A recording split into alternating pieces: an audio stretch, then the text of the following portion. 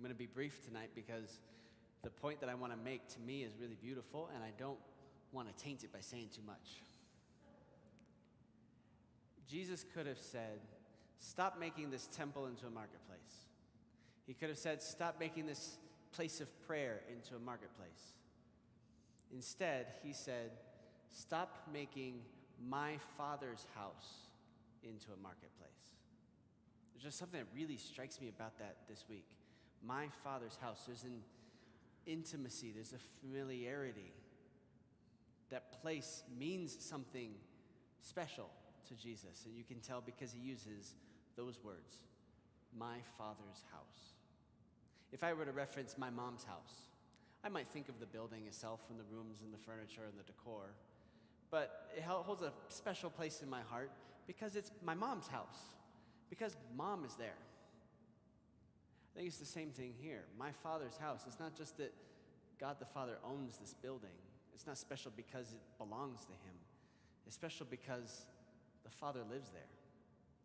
This is where the Father dwells. That's what makes it so special. And we don't need that temple anymore. That temple doesn't exist anymore. Jesus is the new temple. We got that in the gospel today. He was talking about the temple of his body. Tear it down, and in 3 days he will rebuild it. We get that. He dies on Good Friday. He raises on the third day. Jesus is the new temple. He is the Father's house.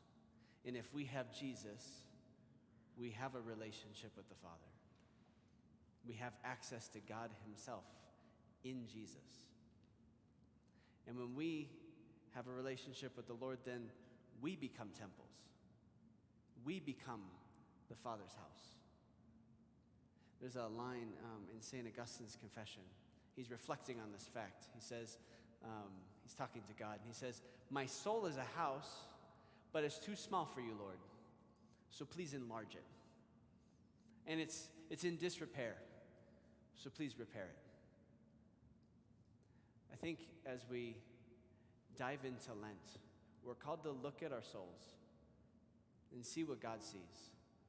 Maybe he sees brokenness over here. Maybe he sees selfishness over here.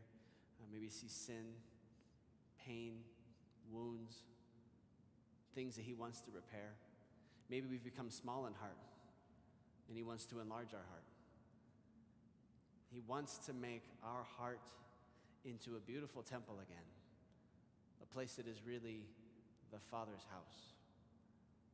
And so this Lent, we ask God for the grace to give him more and more of our heart. Ask him to enlarge it so that our hearts would really become the Father's house.